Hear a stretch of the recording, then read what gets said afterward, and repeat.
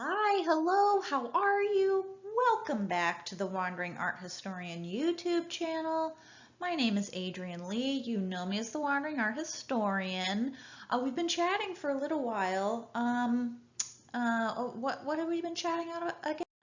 That's right, a closer look at famous sculptures, shaking things up, talking about sculptures. We don't do a lot of talking about sculptures on this YouTube channel, but I'm changing that up.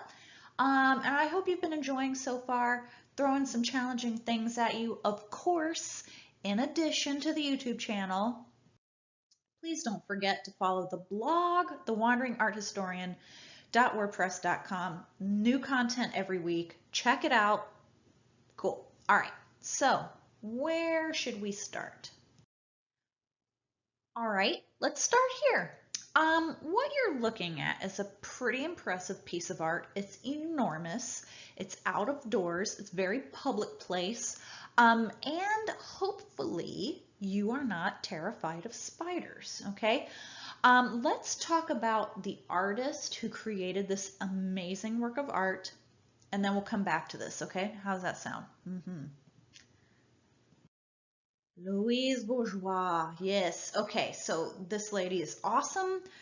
She lived 1911 to 2010, okay? She was born in Paris, but she does move to New York City in 1938, and she becomes an American citizen in 1951.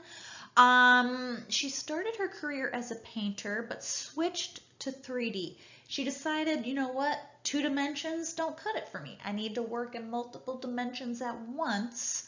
What's really interesting is she didn't stick to one particular medium. She just used whatever materials were right for the piece. She used what was right for the concept, and we'll get into that in a second, but very, very, very cool. Some examples: bronze, marble, plaster, latex, wood, metal, fabrics, plastics, whatever. Nothing was off limits for Louise. She explored her childhood memories through her work. What we see is a lot of references to childhood versus adulthood, gender roles between males and females, the sex and the erotic sometimes. Despite making art her entire life, she did not receive international recognition until the age of 70. And if you're looking at this image of Louise and you're like, why does it look like she's holding a giant penis?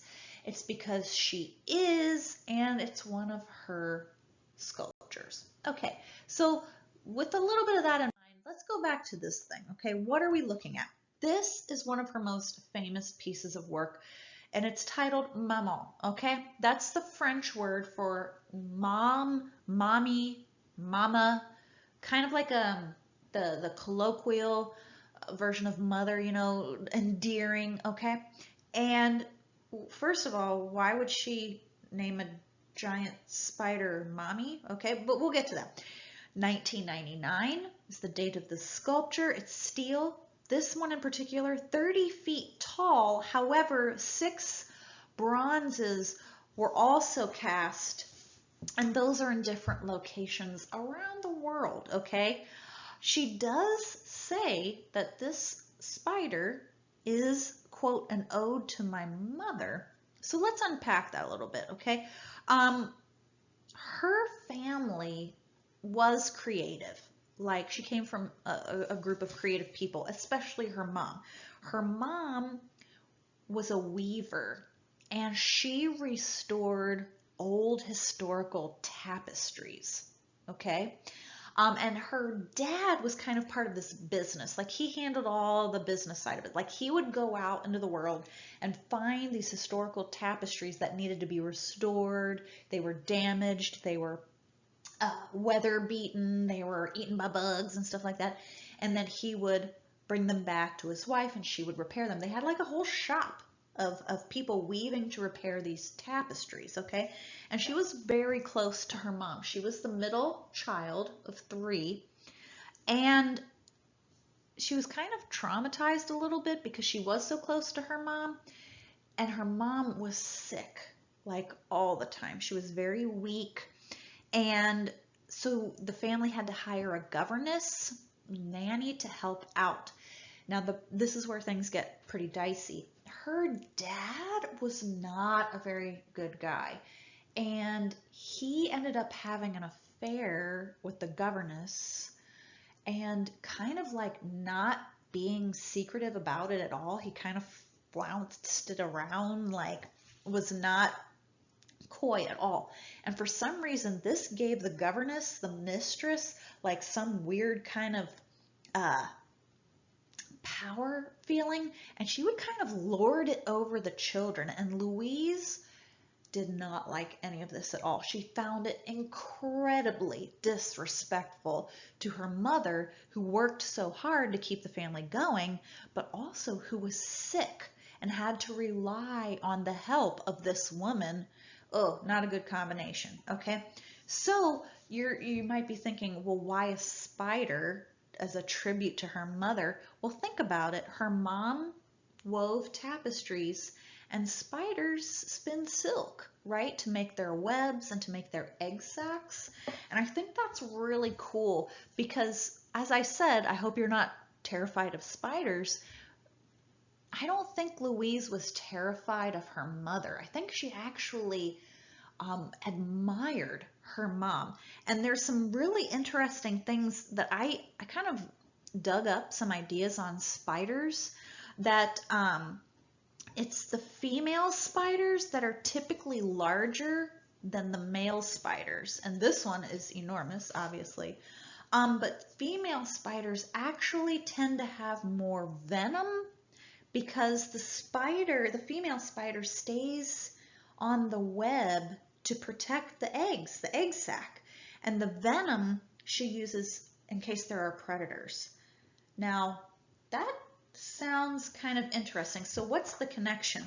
Well, Louise, this was her approach to art. She believed that artists whose work was purely autobiographical are the only ones who can be truly universal and universally understood. She was basically saying it's that humanity that the artists have, that they infuse into their work, their autobiography. What was their life like? What were their experiences, their memories?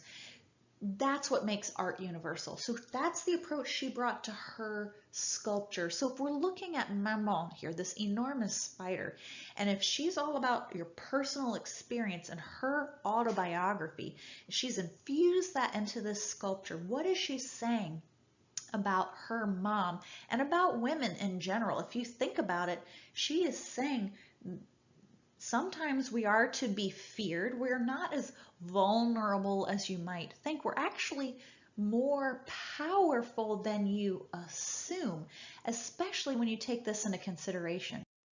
Clearly, we are looking at a female spider because she has also included the egg sac that you see here with eggs made of marble inside.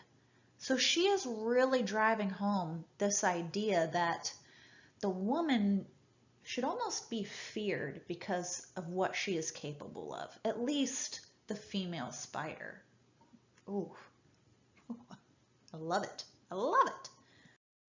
Thank you so much. Isn't this so fun when we just hang out and we talk about art and explore all these cool concepts? I'm having fun. I hope you're having fun because there are more videos, so I hope you'll come back. Don't forget, like, comment, share, subscribe to the YouTube channel if you haven't already.